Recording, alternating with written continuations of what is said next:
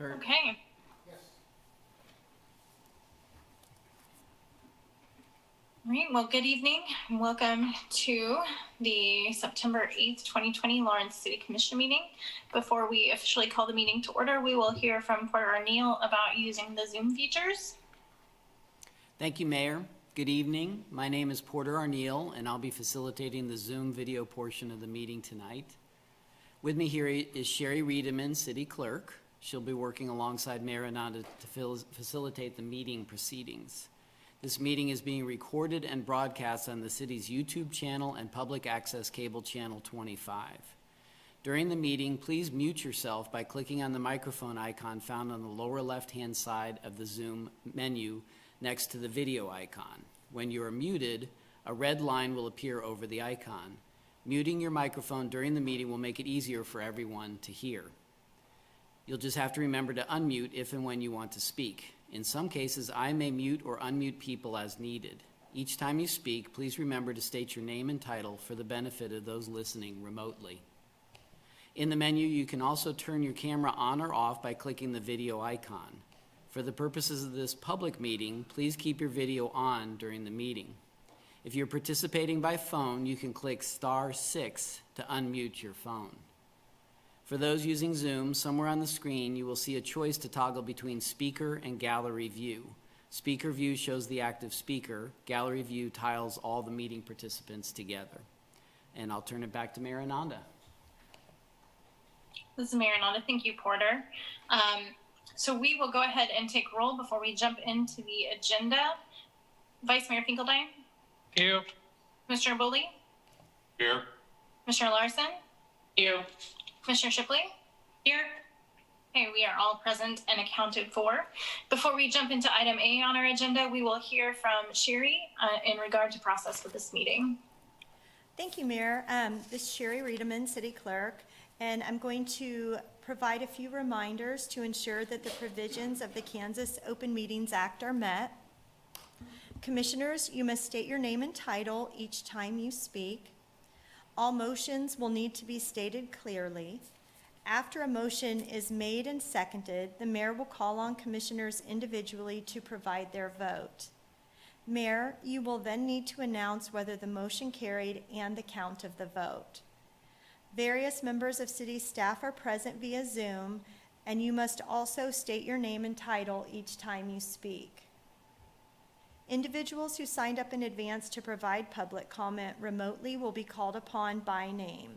When you are called on, please unmute your listening device and state your name before speaking. The regular 3-minute time limit will apply. The mayor will then call for in-person public comment for those without access to technology options. Staff present will direct you to the podium to speak, following social distancing and safety protocols. The regular 3-minute time limit will apply. This is Mayor Ananda. Thank you, Sherry. We will move on to item A, approve the agenda. The City Commission reserves the right to amend, supplement, or reorder the agenda during the meeting. Before we approve the agenda, I do need to note that there is an executive session on tonight's agenda. When the motion is made to recess into executive session, the Commission will leave this Zoom meeting and go into a separate Zoom meeting. When the time scheduled for the executive session has elapsed, the Commission will return to this Zoom meeting and reconvene the regularly scheduled meeting. Are there any items on the agenda that a member of the Commission wishes to amend? We have a motion. Bowley, I move we approve the agenda. Commissioner Larson, second. This is Mayor Nanda. We have a motion from Commissioner Bully, a second from Commissioner Larson. Commissioner Bully? Aye. Commissioner Larson? Aye. Vice Mayor Finkeldine? Aye. Commissioner Shipley? Mayor Nanda, aye. That passes unanimously. We'll now move on to our recognition proclamation presentations. While we always want to recognize exceptional work in our community during the coronavirus pandemic, with our commitment to public safety and for compliance with the Kansas governor's orders, individuals or groups will not be allowed to attend the Commission meetings to make remarks and receive their proclamations. Instead, we will be promoting these proclamations on our social media. This month, we are proclaiming the month of September 2020 as Suicide Prevention Month Please look out for that on our social media, and we will be promoting that throughout September. Next is the consent agenda. All matters listed below on the consent agenda are considered under one motion and will be enacted by one motion. There will be no separate discussion on those items. If discussion is desired, that item will be removed from the consent agenda and will be considered separately. Consent agenda items are eligible for live public comment. Individuals wishing to provide live public comment must register as outlined at the top of the agenda. Public comment is limited to 3 minutes. Are there any items that a member of the commission wishes to remove from the consent agenda? This is Vice Mayor Finkeldye. I don't think I ever saw that we had any claims to approve. Or did I miss that?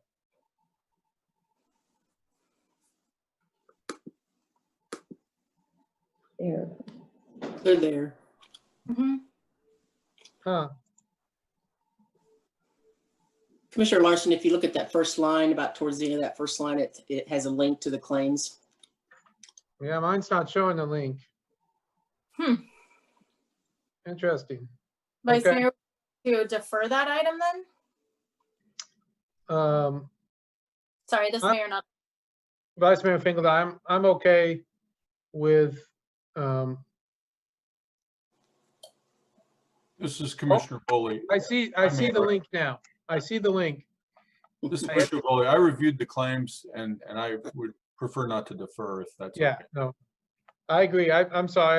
I missed the link now. I see what Commissioner Lawson was talking about. I'm sorry about that. No, I'm fine. Proceeding. I'll trust the other commissioners on this. Thank you. This is, is there anything, this is Mayor Nanda, is there anything that a member of the commission wishes to pull from the consent agenda?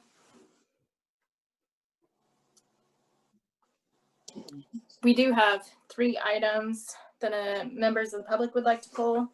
Item C1A, C3A, and C5B. Porter, is there anyone present who wishes to pull an item from the consent agenda?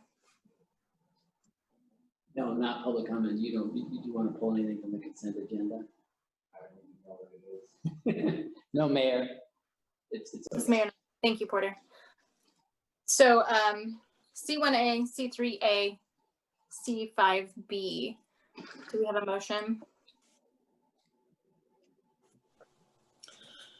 This is Commissioner Larson. I move to approve the consent agenda with the exception of the following items: C1A, C3A, C5B.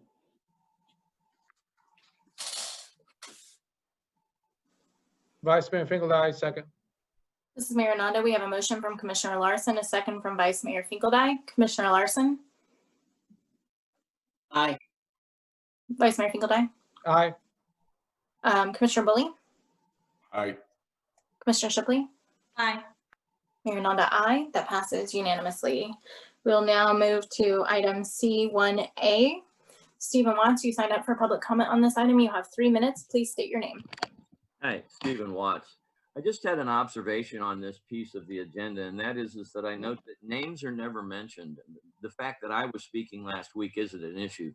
It's that the names are never mentioned of the people that provide public content, nor is it synopsed what they say. It seems to me that it ought to be part of the record, and it shouldn't be too difficult to do. It seems to be a pattern that has gone on for an extended period of time, but it's an idea that I think has come that you need to put the names of the people who are the public coming to you, and you need to synopsis what they're saying. That's what I think. Thanks. This is Mayor Nanda. Porter, is there anyone present in the public who would like to make public comment on this item? No, Mayor. Ms. Mayor Nanda, thank you. So we will bring this to the commission.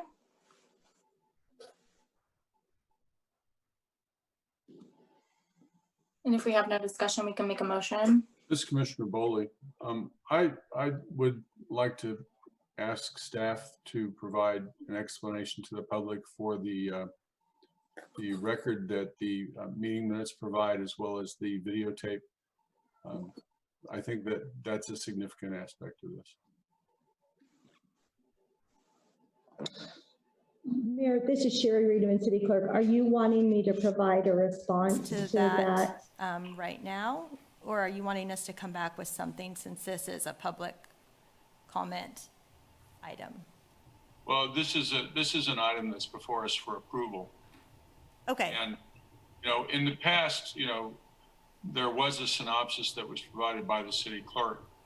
And there was a change during the administration of Tom Marcus, as I remember it.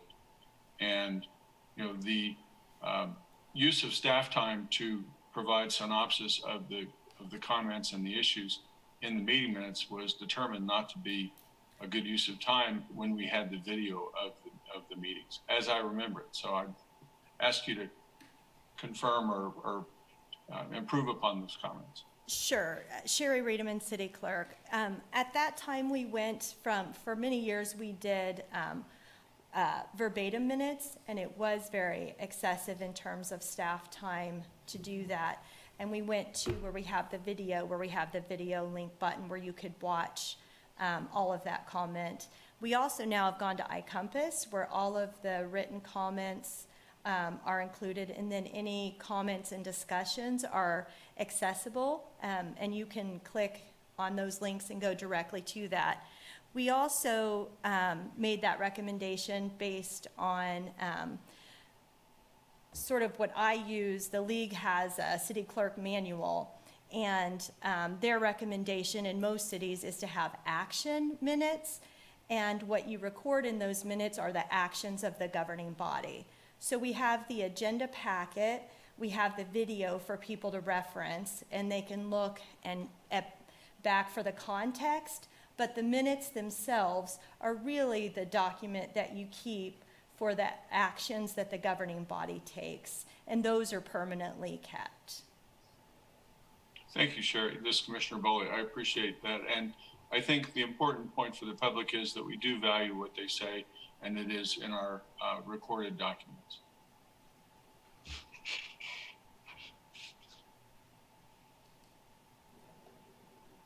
This is Mayor Nanda. Do we want to have further discussion on this item? Or to make a motion? This is Commissioner Larson. I move that we approve the City Commission meeting minutes of 8/1/20. This is Commissioner Boley, I second. Mayor Nanda, we have a motion from Commissioner Larson, a second from Commissioner Bully. Commissioner Larson? Aye. Commissioner Bully? Aye. Vice Mayor Finkeldine? Aye. Commissioner Shipley? Mayor Nanda, aye. That passes unanimously. The second item on our agenda that has been pulled is item C.3 And Stephen Watts has signed up for public comment on this item. Please state your name and go ahead. You have 3 minutes. Stephen Watts. Yeah, Mr. Finkeldine was correct in identifying that link wasn't there. It was added. Oh, you had like 2 days to be able to review the information. There were no expenses, and then they suddenly appeared. You had a couple of days to look at it. I don't really understand why it takes so long to get that information up, and I didn't think that government existed for the ease of public employees. But at any rate, in that expense shows, once again, the city of Lawrence is paying the police.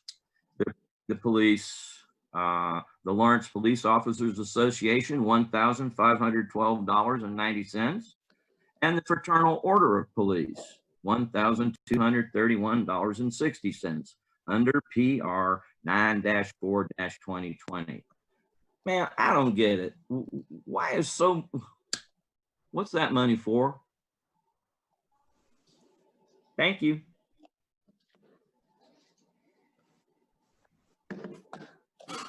This is Mayor Nanda. Porter, is there anyone present to give public comment on this item?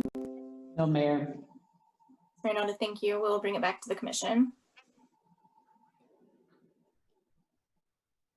This is Commissioner Boley.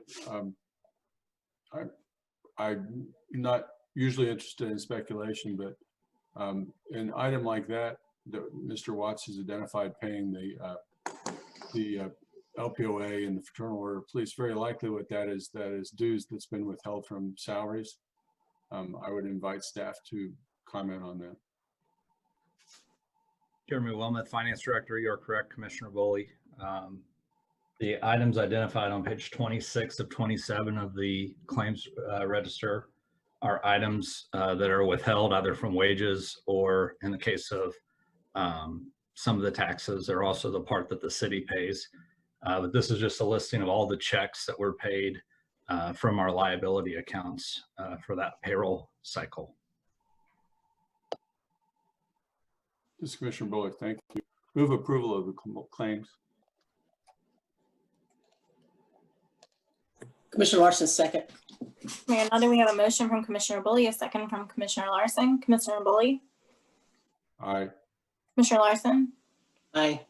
Vice Mayor Finkeldine, Aye. Commissioner Shipley, Aye. Mayor Nanda, aye. That passes unanimously. The third item we have pulled on our consent agenda is item C.5 Bid. We have two individuals signed up for comment on this item. First is Catherine Tuttle. Please go ahead, state your name, and you have 3 minutes. Good evening, Commissioners. Thank you for this opportunity to comment on the awarding of the bid for the crossing improvements at 7th and Tennessee Streets. My name is Kathy Nemeth Tuttle, and I live at 713 Louisiana Street. I served as president of the Old West Lawrence Association for 4 years and initiated this project on behalf of the neighborhood. The letter and timeline I submitted detail ALA's 30-year effort to improve pedestrian and cyclist safety at this area on Tennessee Street, throughout Tennessee Street, really, from in Old West Lawrence. So I won't go into more detail with my comments tonight, but I do appreciate the financial challenges for the city during this difficult time and value the efforts specifically of Amanda Sayan, engineering project manager, to identify sufficient funds to cover project costs, as well as the previous project approval by the City Commission last summer. What I do want to mention is that in just a weekend, current ALA President Eric Kirkendall gathered the names of 162 ALA residents who strongly favored this project. Eric wanted to speak this evening, but he's been called away due to a family emergency. I was moved by the comments made by my neighbors who so frequently mentioned how dangerous the intersection is and the fears they have for their children, their grandchildren, for adults, for children. I myself have felt those fears, and indeed for all of us who attempt to cross the street on the way to the library, the post office, downtown, and I hopefully next summer the pool. Traffic surveys cannot tell the story of the lived experience of our neighborhood residents who frequently scurry across the street to avoid oncoming or turning traffic. If anything, the pandemic has increased the amount of pedestrian and bicycle traffic at this intersection, so the safety needs are even greater now than they were before. This project is a modest but essential step in enhancing safety for our neighborhood and the community, and I urge you to approve this. Thank you for your time and consideration. Mayor Nanda, thank you, Kathy. The other individual we have, I signed up to give public comment on this item, is Chris Flowers. Please state your name and go ahead. You have 3 minutes. Hi, this is Chris Flowers. I'm okay with the 7th and Tennessee one, but I have a problem with the 21st and Mass one. First, I want to know, have any traffic counts of bicycles using 21st Street been done to justify spending this much money on this project? The cost. Once again, the bike boulevard has gone over budget. Has anything involved with the bike boulevard not gone over budget? Just last summer, the city couldn't afford to properly fund the homeless shelter. How can we not afford getting the homeless out of dangerous temperatures so they don't lose their toes to frostbite, but we can't afford throwing down over $200,000 for a bicycle crossing on a road hardly any bicyclists are using? If cyclists are using the road, then I'd like to see some traffic counts to prove it. Look how much work the city made the ones asking for the 7th and Tennessee crossing do. They made them prove their need. Shouldn't the city be made to prove the need of their crossing of their precious bike boulevard? And another thing about the bike boulevard, why is there no speed limit sign on Osdale right after 21st? When you turn onto Osdale off of 19th, there's a sign informing you the speed limit is 20 for the few blocks of Bike Boulevard between 19th and 21st. Why is there no speed limit after 21st when the speed limit goes back to normal? Call me crazy, but if the speed limit changes, I think the government should put up a sign letting people know it. And I just want to use that as an example of what I think is a subpar job being done by the people involved with the Bike Boulevard. Like, I wouldn't be trusting them to say this is a need without any numbers to actually prove that people are actually going to be using this crossing at 21st and Mass. Because I gotta be honest, I hardly see anyone using 21st Street like on bicycles. I see people using Osdale, but that's just that one portion. Like, they're not turning on to 21st, they're just continuing on Osdale. So I just don't see how you can just justify using this money without any actual bicycle counts to prove that it's going to be used, when there are much other better projects that'll do much more good for this city than what this is. Thank you. Sorry, Nada, thank you. Porter, is there anyone present from the public who wishes to give public comment on this item? No, Mayor. Nada, thank you. Then we will bring it back to the commission. And again, this is item C.5 Bid.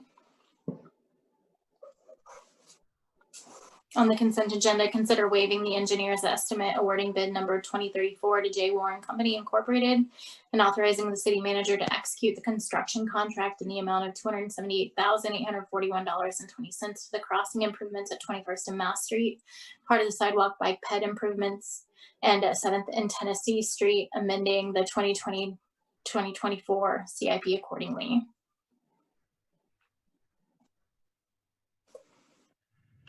Mayor, was that a motion or just a very long explanation? That was a description of the item we're looking at on the consent agenda. Mayor, this is Commissioner Shipley. I have a question. I wouldn't have pulled it if it wasn't already being pulled. And of course I see Amanda, so she'll be able to answer this.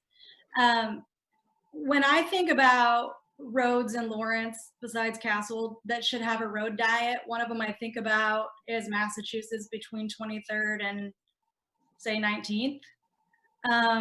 Is that something anyone's thinking about, where all that saved space might go towards protected bike lanes or something else besides the extra unused lanes in the future? This is Amanda Saheen, Engineering Program Manager. Yeah, it's actually something we've talked about. We had the discussion, I'm thinking maybe 2 cycles ago, with TA grants about potentially applying for something similar to what was done between like South Park down to 14th. And it's pretty expensive through that section because it needs full curb, mill and overlay and all that. And so it really didn't make sense to do the pavement marking portion until that other stuff's done, because it's a substantial investment in just pavement markings alone. And so it's a higher dollar project that I think we see studying more in the future. There's some challenges at 19th Street intersection that we would have to deal with there, because that's really kind of the pinch point. But I think we definitely are looking at that. This signal would function even with that reduced lane, because I would assume we would do something similar like we did further north, where we just took space out of the lanes and gave that to bicycles, which then you might have to make a few modifications on the signal, but you would be able to use it. And this signal too is about, it's really pedestrian safety also. As you see, like that's one of the crossing is a pedestrian crossing also. Thank you, Mayor. Thank you, Amanda.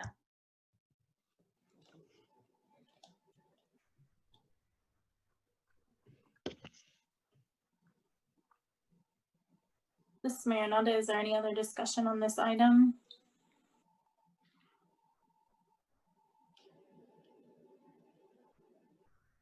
We want to make a motion. This is Vice Mayor Finkeldine. Move to waive the engineer's estimate on award bid number 2034 to J. Warren and Co. Inc. and authorize the city manager to execute a construction contract in the amount of $278,841.20 for the crossing improvements at 21st Street to Massachusetts Street and 7th and Tennessee Street, and approve the revision to the 2020 to 2024 CIP to move $31,000 from the ADA ramp improvements to 21st Massachusetts crossing improvements, part of the sidewalk bike ped improvements, and move $5,000 within the sidewalk bike ped improvements to the 7th and Tennessee crossing improvements. No wonder no one wanted to make that motion. Second, Commissioner Shipley. This is Mayor Ananda. We have a motion from Vice Mayor Finkelday and a second from Commissioner Shipley. Vice Mayor Finkelday. Aye. Commissioner Shipley. Aye. Commissioner Bully. Aye. Commissioner Larson. Aye. Mayor Ananda. Aye. That passes unanimously. I want to remind folks to make sure they're muted. I think we had some background noise unintentionally in that motion. Okay. We are ready to move on to public comment. The public is allowed to speak to any items or issues except those scheduled on the consent agenda or regular agenda portions of the agenda after first being recognized by the mayor.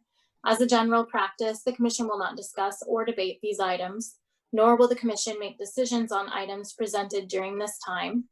Rather, they will refer the items to staff for follow-up if necessary. Individuals should address all comments and questions to the commission. Individuals wishing to provide live public comment must register as outlined at the top of the agenda. Public comment is limited to 3 minutes. We have one item or one individual signed up for general public comment this evening, and that is Stephen Watts. Please state your name and go ahead. You have 3 minutes. Hi, Stephen Watts. Here we are again. The police still can choke people to death, even though you said, Ms. Anand, on June 9th that wasn't going to happen anymore. Well, you sort of indicated that. And they can still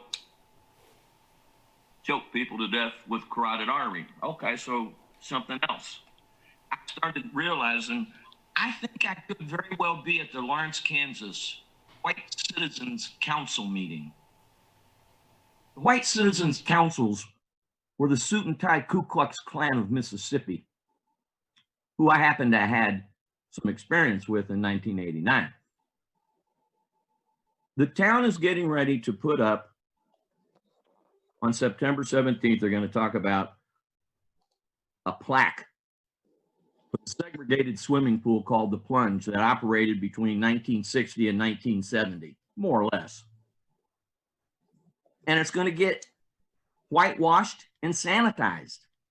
I want the town, and I sent the town emails asking, there's this dude, this American, this patriot, who wrote an ordinance for the city of Lawrence to stop people from being able to integrate a swimming pool, and he's patted on the back.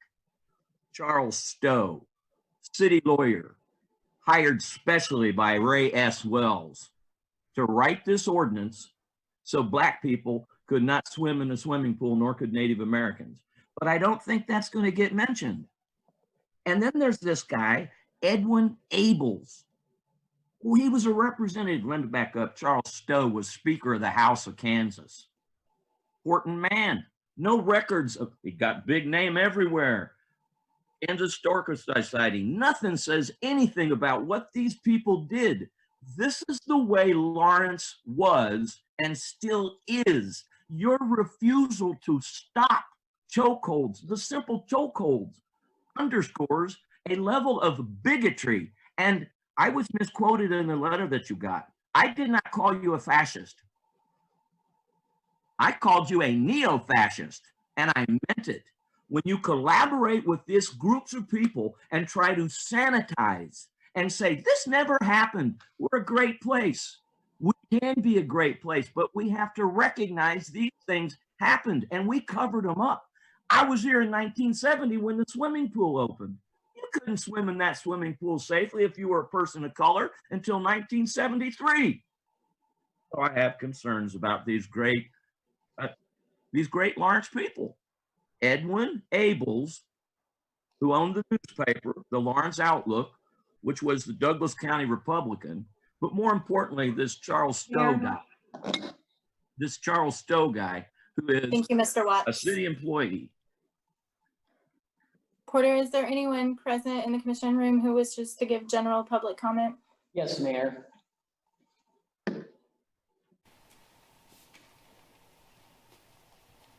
Stand right here. Hello. I can just get on my knees. It's all right. Yeah, it's fine. It's better. Okay, look in the camera. Dear good men and women, my name is Eric Hyde. I'm a resident born here in the city of Lawrence, Kansas.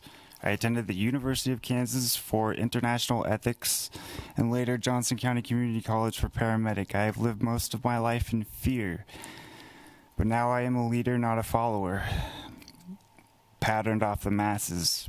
I judge people by the content of their character, not by the color of their skin, and value logic over emotion. It has come to my attention that we can and need to change the world, starting here in Lawrence, Kansas, from ashes to mortality, with love, freedom, and knowledge, a path towards universal peace. This is simpler than people have been made to believe. I reason we can change the world tonight with this unanimous declaration. The unanimous Declaration of Peace of the United States of America. We hold these truths to be self-evident that all consciousness is created equal, that it is endowed by the Creator with unalienable rights, that among these are love, freedom, knowledge, and peace. Governments are instituted among men and women, deriving their just powers from the consent of the governed.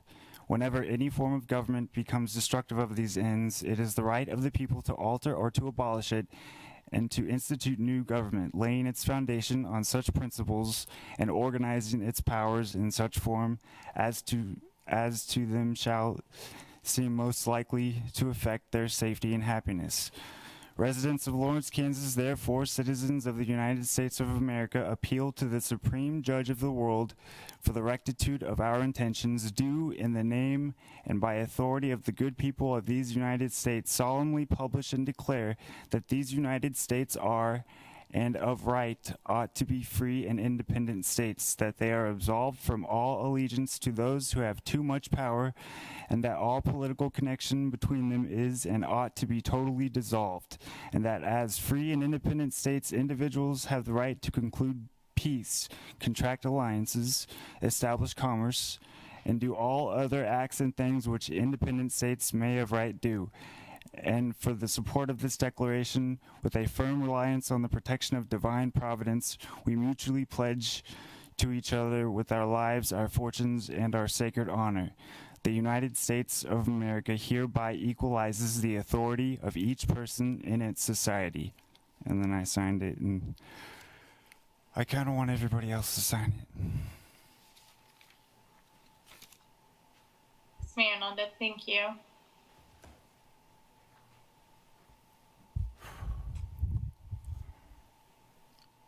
Was there anyone else present, Porter, to give public comment? No, Mayor. Mayor Nanda, thank you, Porter. All right. We will move on to commission items. Are there any future agenda items that a member of the commission wishes to add?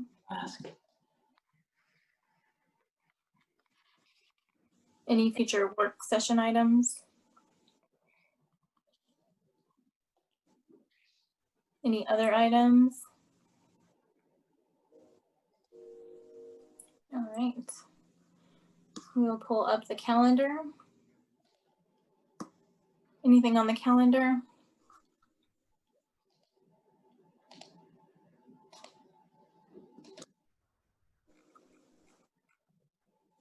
Okay. We are ready to move on to the executive session. Do we have a Commissioner motion? Foley, I move that we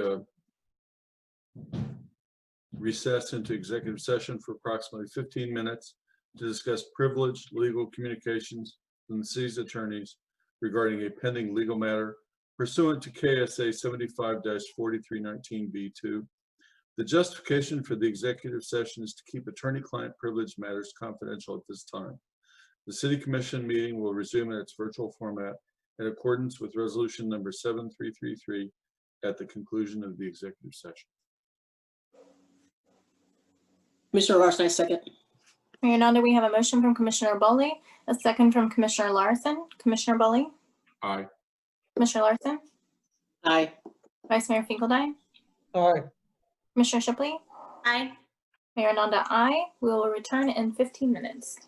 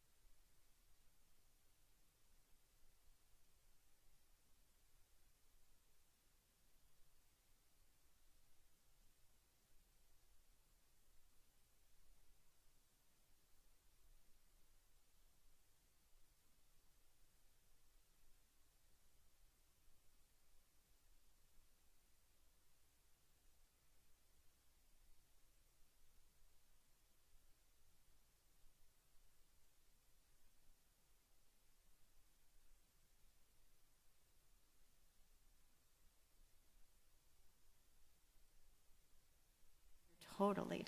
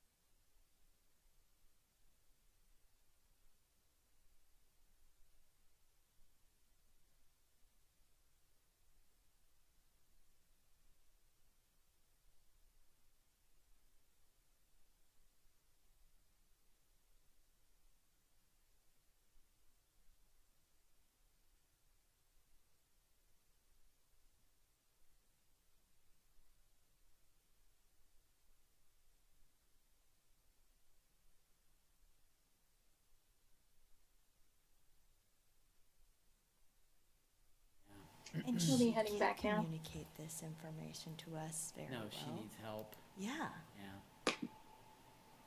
Kurt, you ready?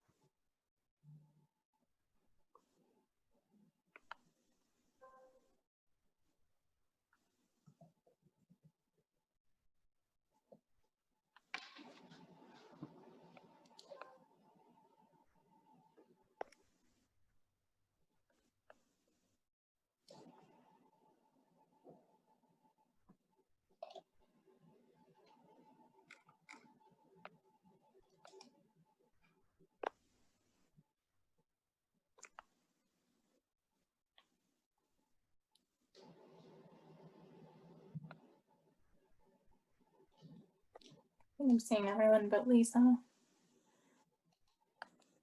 Lisa's here. Oh, there you are. All right.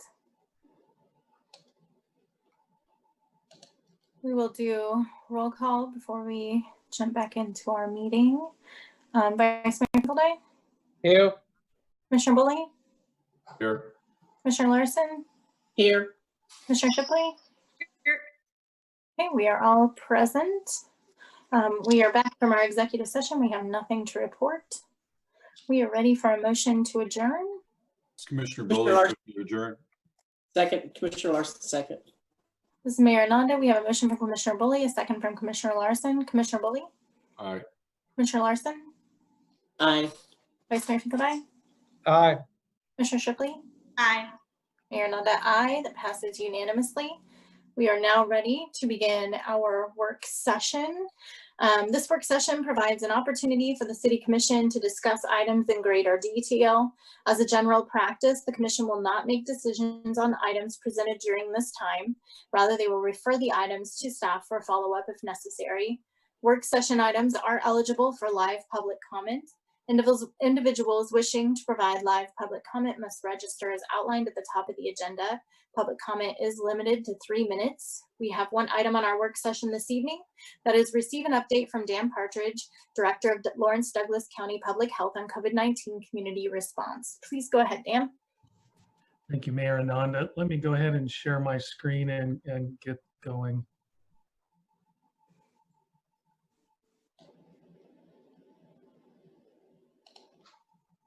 I believe you can see the presentation, and let me start by thanking you for allowing me to present this briefing to you tonight. You know, our response as a community is a model for Kansas, and it didn't happen by accident. In part, it's attributed to the support that the city of Lawrence has given us over the years, and that support can't be overstated, so thank you. So put the takeaways in the front of all of this. In my opinion, the key takeaways from what I'm about to provide you is that the unified command system has provided a framework for response and recovery that serves us well. Public health orders work, and COVID is here to stay. So those are my 3 bullet points to start with. This map of the state of Kansas, I put it here to really say 2 things. A, to point out that KDHE has a really excellent website when it comes to COVID-19 information. And this map comes from their website, and the URL is there in the top. And this is a snapshot from a few days ago, but twice a week they update it.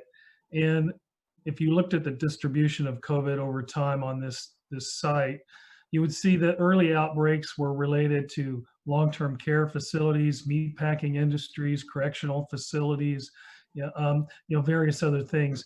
And the distribution of COVID across the state of Kansas is not distributed equally.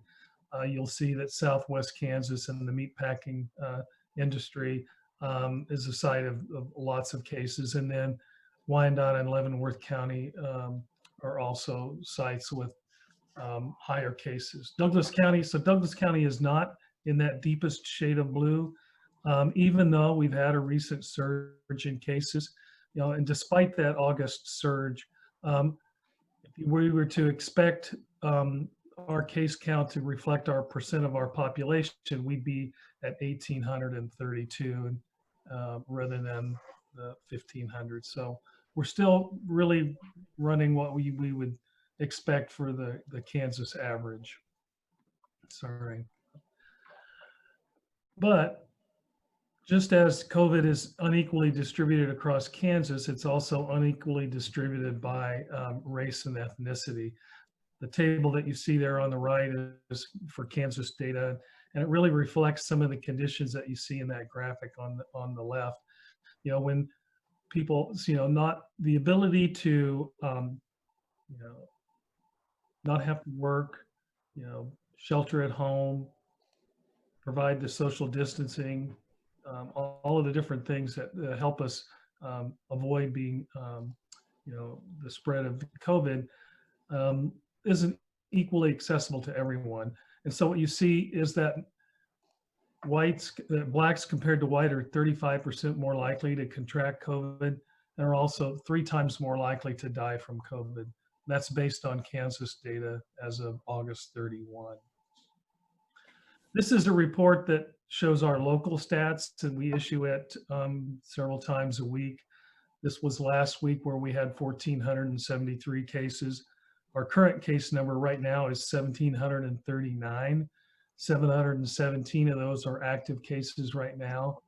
That's 40% of our total cases are active right now.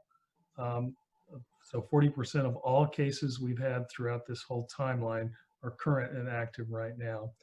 However, the outlook for minorities in Douglas County is a little bit better, where our incidence rates for African Americans is just marginally higher than for whites. You'll also see, I know it's pretty small, but the graph there, kind of in the middle of the left-hand side, you see that it starts going down. There's a question that we're trying to answer here at Public Health around, is that decline a true decline in cases, or just that we're testing fewer people now that initial bolus of the University of Kansas testing everyone upon re-entry to campus has kind of worked through the system. Early on, this happened back in March when we began this journey, and one of the tasks in front of us was to look at how do we reopen Douglas County and how can we do that. So we developed this mantra of smart and safe.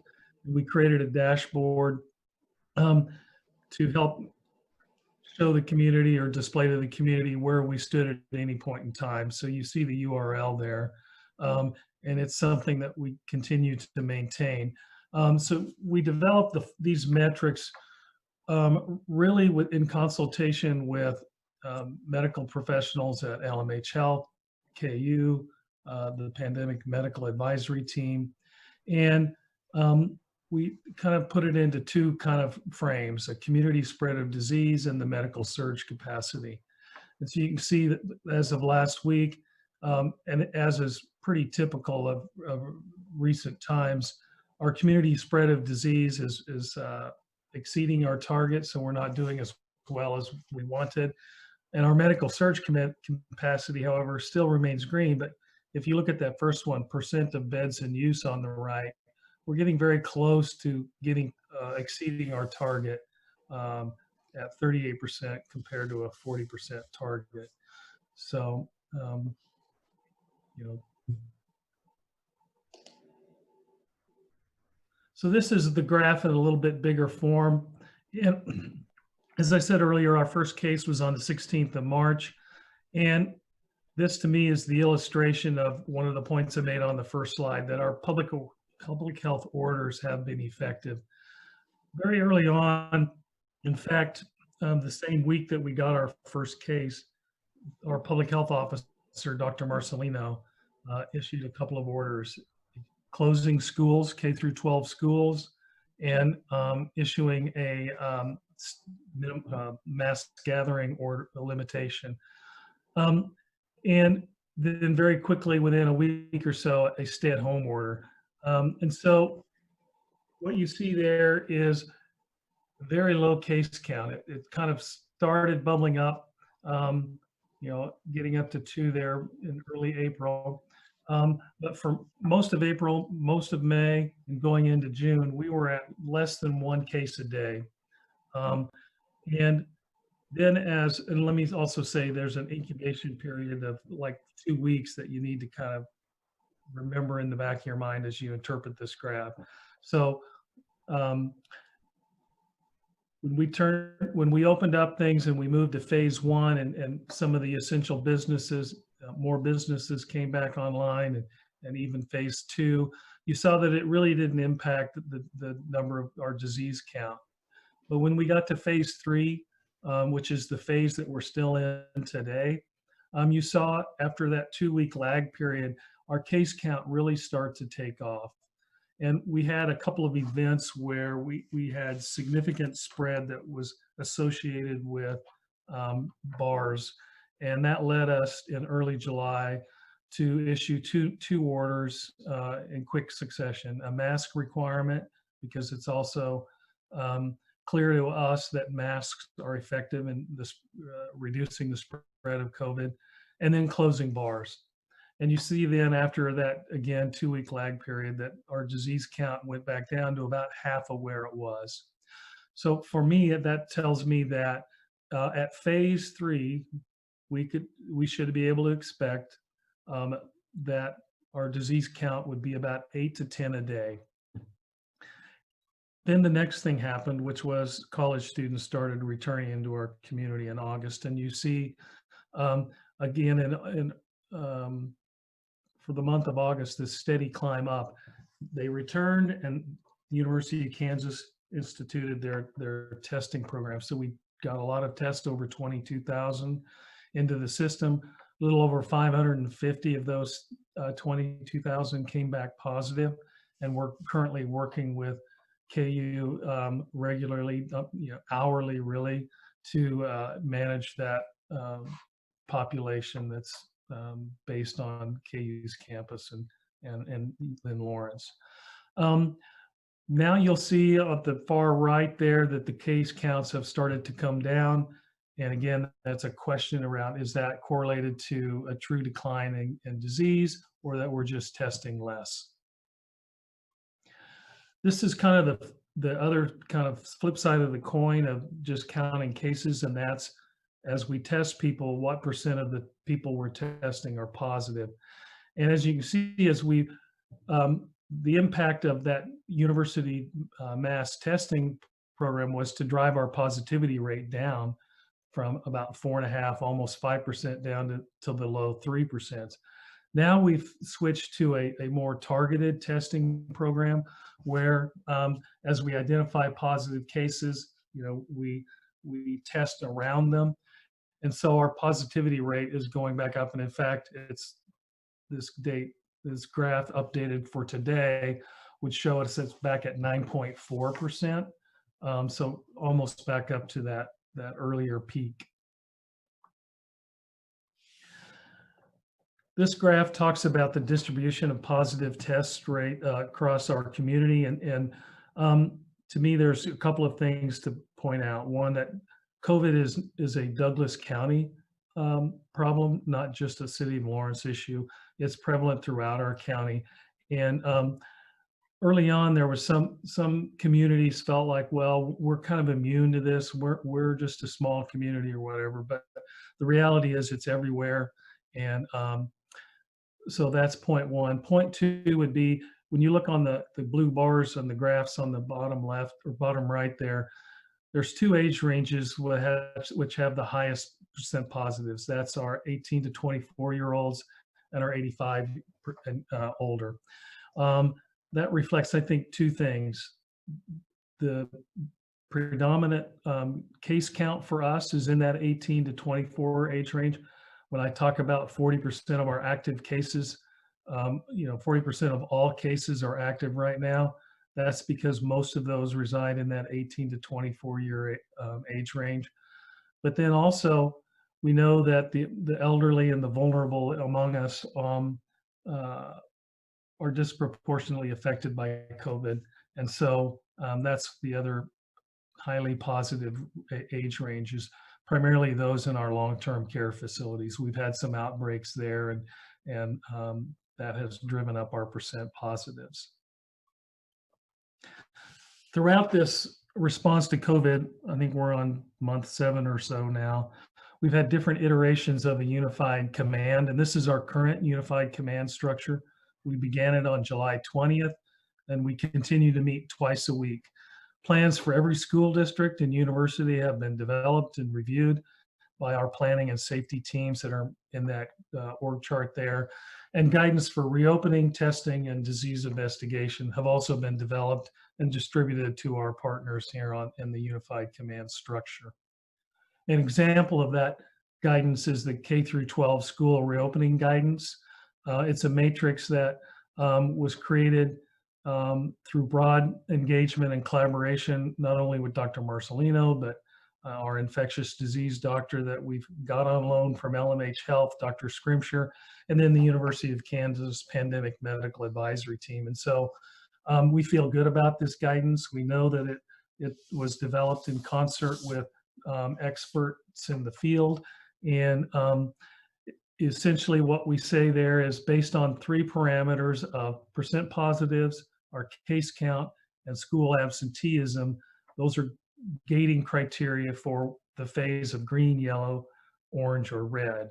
And at green, then you can be pretty much, well, as normal as you can expect right now, not really quite normal. Yellow is what we've been called hybrid, where a portion of the school is online and the other portion is in school. That's an effort to reduce the cohorts in school, and also in yellow, we reduce or eliminate high-risk sports and activities such as football. And then in orange and red, you're essentially, the guidance directs schools to be virtual online only. It's important to know that the statutes, this Kansas statutes that authorize the health officer to close schools, which he did back in March, don't authorize him to mandate or dictate to schools how they operate. There's been questions about why is this guidance and not a directive or something with a little more teeth to it. And the reality is statutes don't allow it. So we've put this guidance together, not just in concert with medical professionals, but with all of our school superintendents and private schools as well. So this was a collaborative effort. Part of that effort was to communicate out not only to superintendents, but everyone in our community what phase we are in. So this is our dashboard and the URL that you can use to get to it. Currently, we're in yellow. We update this every Thursday afternoon. And so this is where you can go to see where that is. And again, right now, school is virtual, just now kind of really starting to go. So we've been determining the phase color by the first 2 parameters or metrics around case count and percent positive. But as school data flows in, we'll start incorporating that absenteeism rate in there as well. And again, there's a system in place, not only with Lawrence Douglas County Public Health, but with Kansas Department of Health and Environment, where that information can is made public and available to school superintendents for their decision making. I just have a couple of more slides, and this one is an org chart for the Lawrence Douglas County Public Health Department. And the green, this is every box is a person. It's not a department or something like that. So this is every individual that works at public health. And the green boxes are people that we've temporary staff and staff that we have hired to help support our COVID response. A good number of those on the left, you'll see, I know it's probably difficult to read the words inside the box, but our department, our informatics department, is responsible for the disease investigation work that we do. And we've hired 6 FTEs of disease investigators and a supervisor to manage them. So that's that big bolus of green bars there on the far left. We're also working to hire what we're calling COVID clinicians to help support our testing and vaccination efforts down the road. Those are the more clinical sides. It's been pretty apparent throughout that communication is very critical to our response and to helping the community understand what the smart and safe message is, and to understand where we are as a community. So we've helped support our public information officer with a couple of communications interns. We've also hired a health equity planner that's working in the department, the community health department. So our COVID staff, our new COVID staff, are really throughout the department, and they're temporary. And currently we have no funding that's hit our books to pay for this staff, but we made the decision that we were going to put our reserve funds at risk because we felt like we couldn't wait for funding to show up, that if we did that, we would be too late. So this last slide talks about the funding piece of this for Lawrence Douglas County Public Health. There's a bigger funding piece for our community, but this is just the public health piece of the pie. So as I said, we've been incurring expenses throughout all of this, and as of the end of August, the expenses that we've incurred for COVID response is just over $500,000, and that's increasing as we increase our contractual expenses. We just had a special board meeting last week to approve a extension of a media campaign to help get the message out to our community on what they can do to help reduce the spread of COVID. And that was over $150,000 expense that'll hit the September books. We do have significant requests for funding out. CARES Act 1, 2 is the big bolus of that. And hopefully we will hear from that here within the next week or two. The Kansas Department of Health and Environment also has another stream of funds from the federal government. That's ELC, stands for Epidemiology and Lab Capacity. And so we've pretty much asked for the max on all of the 3 different areas of funding for there.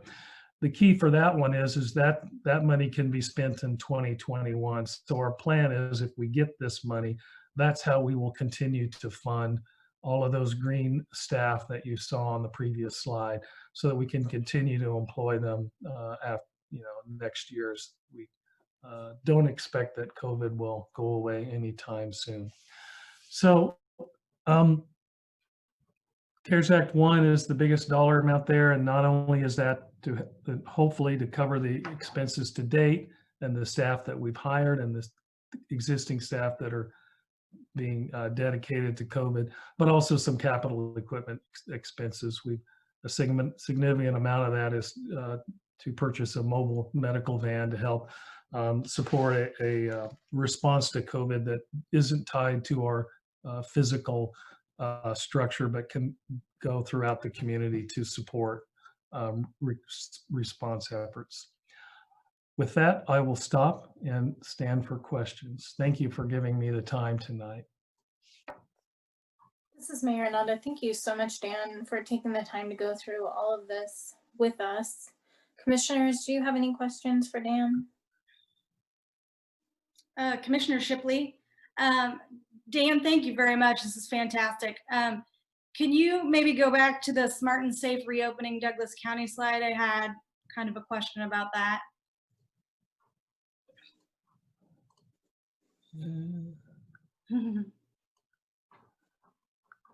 Can you see that? Do I need to make it bigger? No, that's fine. Thank you, Commissioner Shipley. I wanted to make a reference to the percent of ventilators in use. I appreciate that you don't indicate how many ventilators we have available. However, it did come to my attention the week before last that the hospital has begun doing regular surgeries, which can, as far as I understand, include the use of ventilators. Can you discuss with me the wisdom of that when 20,000 people came in from out of town and we pretty much knew they were going to bring something with them? Well, this is what I would say about ventilators. This metric was created back in April, and that was seems like a lifetime ago, and we knew a lot less about COVID. That, if you recall, New York City and the state of New York, ventilators were the hot topic back then. As we continue to understand the COVID and the best treatments for it, ventilators are less relied upon. And so that's a metric that if we were to look at it again, I'm not sure that we would come up with the same metric or the same goal.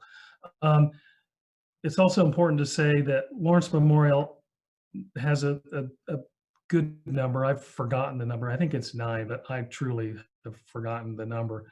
But I do know that they have access to a significant amount of ventilators through the University of Kansas and the cooperative agreements that they have to have the infrastructure here in Lawrence if needed. So there's never been a time where ventilators has been a concern for and during our response to COVID. Mayor, could I ask another question, Commissioner Shipley?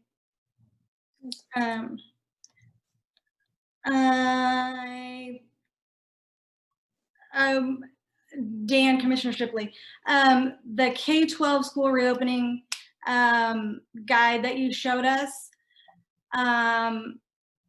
I noticed that there's not one here for KU, and that's something I've been asked about by members of the public, expecting to see something like this that KU has set up. And I appreciate you saying that to a certain extent, Dr. Marcelino doesn't have total control over opening, but I wonder if KU does have something like this, we're just not seeing it. Certainly members of the public would like to know what would have to happen for KU to make certain changes. Well, there has been a guidance document circulated around, and Dr. Marcelino participates on the KU planning team. And that's really, I think, Dr. Gerard's plan to share, not mine. Commissioner Shipley, so again, because you don't have total influence over that? Correct. I mean, the health officer can close the University of Kansas, but can't really tell it how to operate. So we have a very crude instrument, off or on.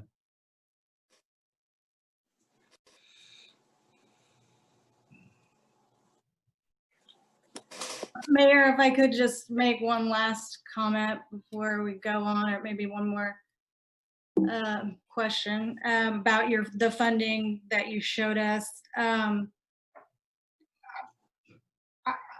thought 500,000 sounded pretty low. I would have no way to justify that when I saw it, but I assume it's a testament to your efficiency. I of course hope that all of this other funding comes through, but considering what you've done since March, I thought that sounded very reasonable for what that's worth. Well, thank you. It's really, we're a small staff, but they're a great staff. Every one of them is really working as hard as they can. So I owe them a lot.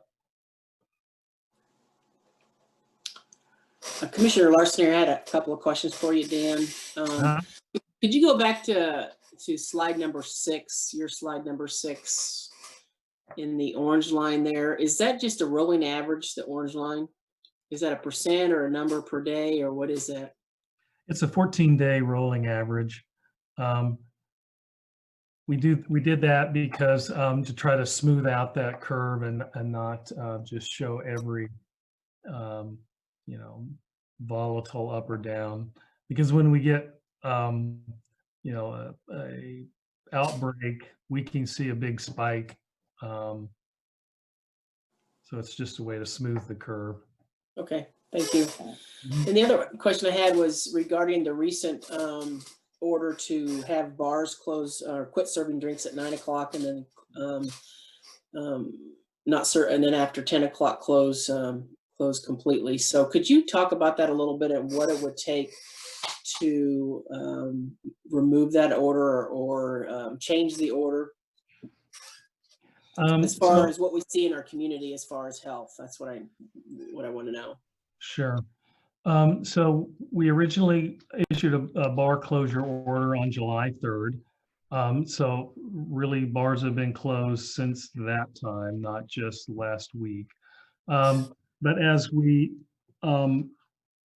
time evolved, it became apparent that we needed a more consistent order that was more easily enforced and easily understood, because it's a seemingly unsolvable riddle to distinguish between a restaurant and a bar. And so the new public health order was really an attempt to address this issue of it being too difficult to say, what's the difference between a restaurant and a bar? So we just treated them all equally and said, if you're serving alcohol, you need to stop serving at 9. And really that's about trying to limit the behavior that contributes to the spread of disease. When you have people in close contact with one another that aren't masked and are talking loud, we get the spread of disease. And that's not just a theory, that's what our local data tells us. We've had multiple outbreaks associated with just that kind of activity and that kind of environment. So we know that bars are a place where COVID can spread easily. And to the second part of your question, which is, how do we know what the right order is? I think that's something we're still learning. We've only got 6 or 7 months of COVID under our belts, and so to me, we need to continue to listen and be open and continue to evaluate what the data and the medicine tells us. So I wouldn't say we're done looking at that public health order. We're really just starting. Thank you, Dan. Mayor, Commissioner Shipley, just to follow up on that. Thanks, Lisa, for that question. It seemed to the community, or I guess even it seems to me now, there are some bars that are operating or restaurants, whatever's happening, that have 3 tables and they're 6 feet apart and there's plants in between them. And then there's other bars who are very clearly not doing what they're supposed to be doing. So I guess I wonder why make a blanket statement about bars and restaurants rather than be surgical about the ones that are behaving out of line with your recommendations.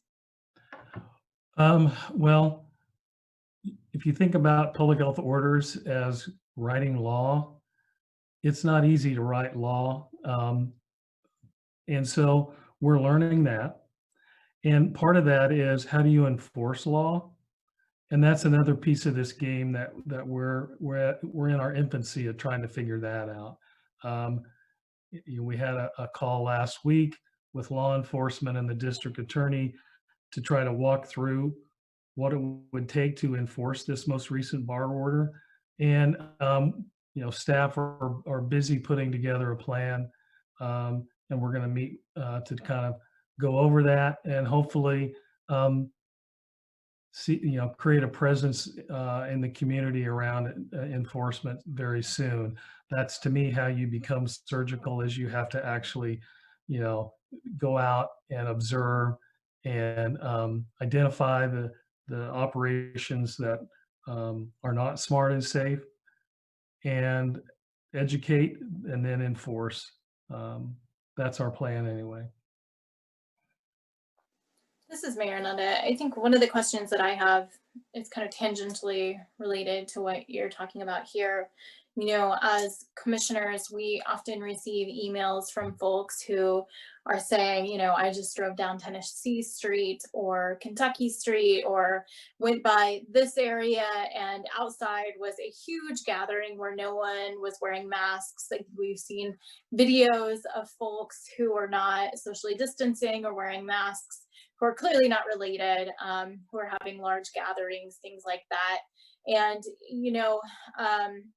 I think there's concern not only that those things are happening, but what we need to do when we see something like that, that keeps folks who are witnessing these things safe, but are also concerned about them and want to address them. How have you been kind of directing folks to address these issues when they occur, when they see them happening? What should they do, and what will happen as a result of that? Thank you for the question, because I should have brought this up during the presentation. Early on, especially with the reopening phases and all all of the questions we got around interpreting these orders, we created an email address, phorders@ldchealth.org. So we have a staff member dedicated to working that email. And so if anyone from the public observes something that they think violates a public health order, the mass gathering, the mask mandate, or the bar closure thing, they can just email phorders and we will investigate. Typically, that means we'll call that business or establishment and work through that education piece at first. And then if we get multiple complaints, we'll actually go out on site and do an in-person visit. And if that doesn't work, we refer it over to the district attorney. But the penalty for violation of a public health order is a Class C misdemeanor, and it's a civil process. And so I know the words. I couldn't really explain too much about what they mean, other than I've also heard that it's a long, protracted enforcement process that doesn't occur very quickly. And so, our focus has been on education and voluntary compliance, because we realize that we can't push every, incidents of not doing the right thing through the district attorney and the civil. It just won't happen. This is Mayor Nanda. Thank you for addressing that. I think that often when we get comments. It's not just in regard to businesses, but also private property or apartments or apartment complexes, or just yards. Would that process be the same for those individuals who witnessed that kind of thing? I mean, if you're talking about a finite incident, say a house party, I'm guessing it's not a 24-hour email address. Is there additional information that would be helpful, or is this just something where we say, we hope that people follow this? Well, I guess there's 2 points to respond to that. You're correct, we're not 24/7, and so it would be very difficult, if not impossible, for us to respond to that kind of a scenario. You really need that 24/7 response, which is our law enforcement. But also any individual, any witness to those events can file a complaint with the district attorney. So you can go straight to the district attorney if you were the witness, or you can, ask the law enforcement to respond. Those are the 2 avenues I see for responding to that kind of scenario. This is Marinanda, thank you. And, again, I know that the difficulty of enforcing this and that presents a difficulty, I think, for everyone involved. And so just for folks to know what to expect is helpful, I think, in that kind of a situation. I also wanted to ask you, while we have you here, and just as we're considering it, last week we approved an ordinance for serving alcohol at a vehicle show. We have a bike race coming up, and as we're looking at these special event permits starting to come before us again, understanding, based on the factors that are on the dashboard we'll be considering as well will impact the viability of those events. Are there additional precautions that you think it would be wise for the commission to make on those event permits and things like that going forward? Or do you feel like what the parameters are within the phasing are sufficient to address those, as long as they're working with you all to make sure they're doing that safely? Well, to me, I would encourage you to incorporate the smart and safe principles into any kind of permit or any kind of influence that you can have over events like that. Requiring the masks, requiring social distance. Those 2 things are critical to reducing the spread. Ms. Marinetta, thank you. Commissioners, do you have other questions? Mayor, Commissioner Shipley, I think I might want to make one other kind of compliment. Sorry, Dan. I appreciated what you said about this isn't just a Lawrence problem, that it encompasses the whole county. And it was interesting to me because coming into this job, I'm hyper focused on that 100,000 people. And then the extra 20,000 people out in the county also are involved, because probably a lot of them share the same hospital, maybe not all of them, but a lot of them share the same hospital. So now when I think about, what's happening with your teams and what's happening at our community hospital, I have extended my concern to those people. And I also kind of appreciate that in terms of the financial situation, because of course in the past there's been some debate about where the money comes from for the health department, and it's that Rona boy, she puts a needle in everything and shows you that we are all in this, and sometimes those distinctions aren't going to work in a situation like this one. So I appreciate that comment you made. Sure, and if you could indulge me, I wanted to say this earlier and I forgot. I really appreciate your your city manager, excuse me. Very early on in that first week, Craig Owens gave me a call one night and said, "How can I help?"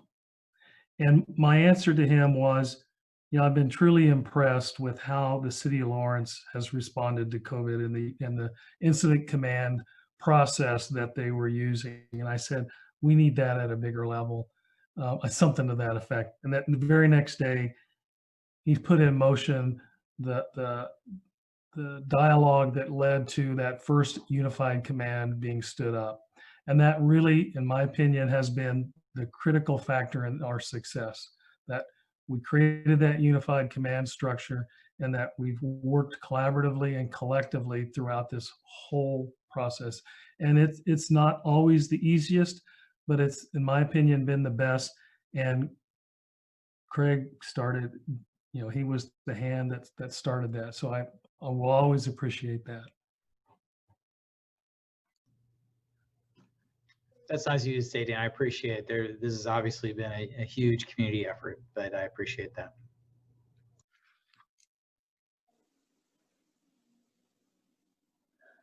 This is Mayor Nanda. We do have some folks signed up for a public comment on this item. If there are no further questions from the commissioners right now. Mayor, this is Sherry Reederman, City Clerk. Just before we move on, I just want to remind everybody to please remember to state your name and title before you respond to questions. Or speak. Thank you. This is Mayor Nanda. Thank you, Sherry. The individual that we have signed up for public comment on this item is Chris Flowers. Please state your name and go ahead. You have 3 minutes. Hi, I'm Chris Flowers. I'd like just to touch on real quick the age group graph thing that was shown. I just want to say, who's getting tested? Students are being forced to get tested. Citizens like me who just work aren't.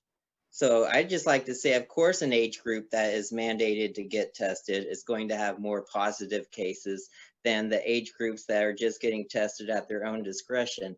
I just want to say this because I just think that this town is being a bit harsh and judgmental on the college students. Like, there's that whole big fuss about fraternity guys standing around in their own yard drinking. So, and I mean, that's like, oh gosh, how can they be doing that? They're endangering us all. But so how is that like horrible? Yet we have high school football going on. Like this past Friday I drove by, yeah, I see the high school students, they're just standing there on the sideline, just standing around chit-chatting with each other, just the same like how those frat boys were. Yet that, I mean, we don't have a problem with the high school players having their football. And I think that the college students around here, I think they're the first ones to get thrown under the bus. Like, they're the first ones to have their activities sacrificed. I mean, we do this bar mandate where we're closing them down. I mean, we should be angry at KU for opening up.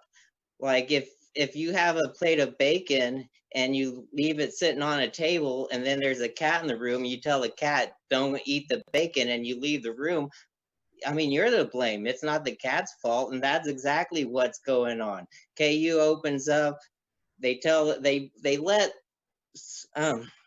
social extroverts who just want to party live in a frat house and expect them not to party. I mean, KU should have known better. Of course people are going to party. And it frustrates me that we don't want the college students partying, but we're going to let the white picket fence parents have their high school football. So I'm just wondering, why do we allow high school football, but we're not going to allow people out in their own yard socializing? Thank you. This is Mayor Nanda. Thank you. Porter, is there anyone public in the commission room who would like to give public comment? No, Mayor. This is Mayor Nanda. Thank you. So we will bring this back up to the commission for discussion if there is further discussion. Mayor, Commissioner Shipley, I want to clarify what I feel that I heard Dan say, that Dr. Marcelino and the health department would be able to close KU, but they would not be able to tell KU you should only do online classes. And I think that's what I hear a lot from I don't know what you all hear, but I feel like that's what I hear a lot. And I feel like I got that question answered here. Is that something you all are hearing from public also? This is Mayor Nanda. I hear that, as well as, criticisms of the sports with high school, as well as universities, and just social gatherings in general. And see them, I see folks downtown without masks. And, I think that there is some maybe confusion, maybe just difficulty understanding where is appropriate and where isn't, when, walking downtown without a mask is very different from, say, walking down the street in front of my house without a mask, where I'm very unlikely to be passing folks, or if I am, I can give a wide berth, whereas that is not necessarily as possible in downtown. And I wonder, Dan, if you would be willing to speak to that as far as recommendations go, when to mask, when outside, and when not to. It's really that, can you maintain a 6-foot separation between you and someone that's not part of that immediate family that you're in, your cohort that you live with? This is Mayor Hernandez. So depending on when you're downtown, that may or may not be a possibility. Or if you're walking in an area where folks are dining outdoors, that might be more difficult as well. Has there been any discussion about mandating masks in an area like downtown at all?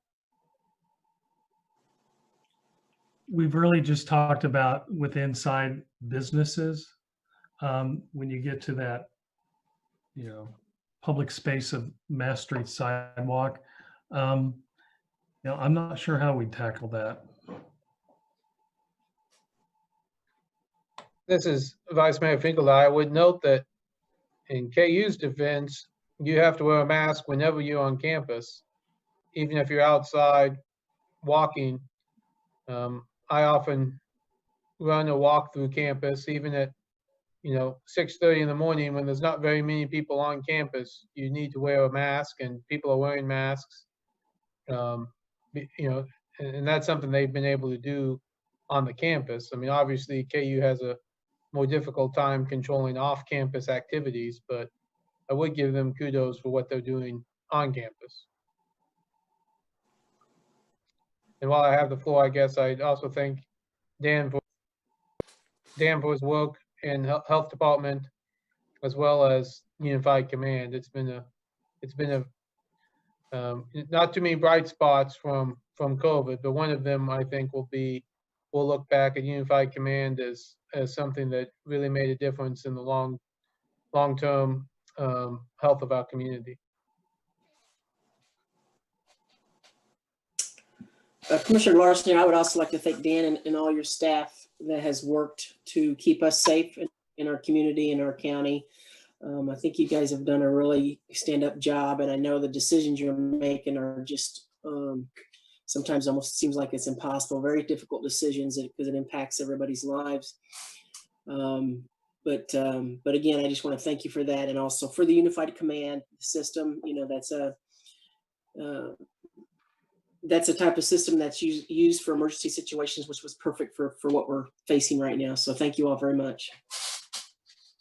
This is Commissioner Bowley. I'd like to echo my fellow commissioners' thanks and appreciation to the Health Department and to you, Dan, and also appreciation of the Unified Command. I think that's been very significant for our community, as has been pointed out.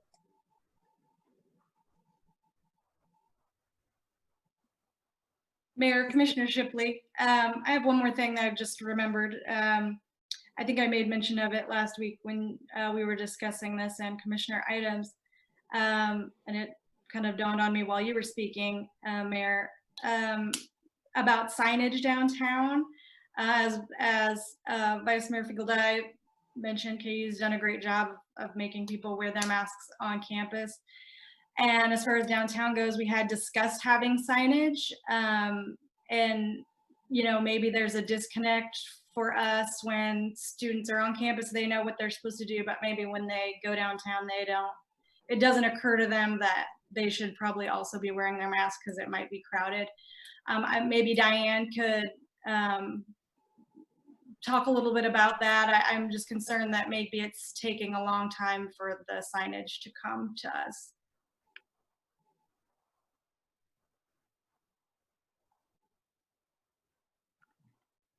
Yes, hi Commissioner. Diane Stoddard, Assistant City Manager. Yeah, I know with regard to the signage, the Downtown Lawrence is working to apply for some funding for that through the Community Foundation. So I know that that's in the works. I haven't heard an update further from Sally on the timing of that, but I think that that all has been submitted. I do know that there is an interest in getting that put together. Mayor Commissioner Shipley, follow up for Diane. Was the intention to use our sign making materials at the city, or were they going elsewhere for that? Is that what the holdup is? Commissioner Diane Stoddard, Assistant City Manager. You know, I'm not completely sure of how she submitted that. I imagine that she had a quote from an outside vendor for what those costs would be.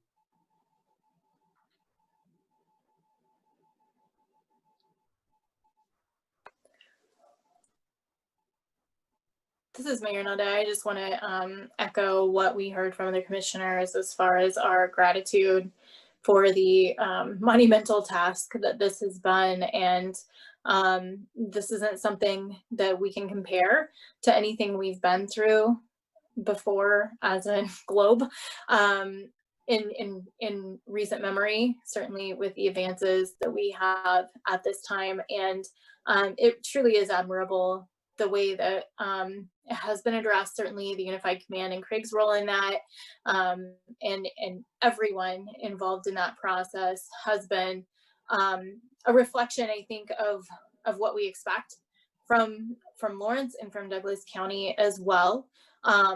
It's not over by any means, as you pointed out, and I think that we still have a long way to go. And I'm thankful that you know, I think that there can be a lot of really pretty heavy burnout, and I think that having that unified command has really helped everyone put that a little bit of that burden on their shoulders to work collaboratively, so that one single entity or individual or group or location is not carrying that themselves.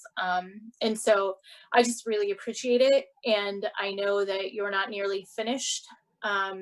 So however we can help you continue to move forward, let us know. Thank you very much for everyone for all your kind words. Anything else from commissioners? Okay.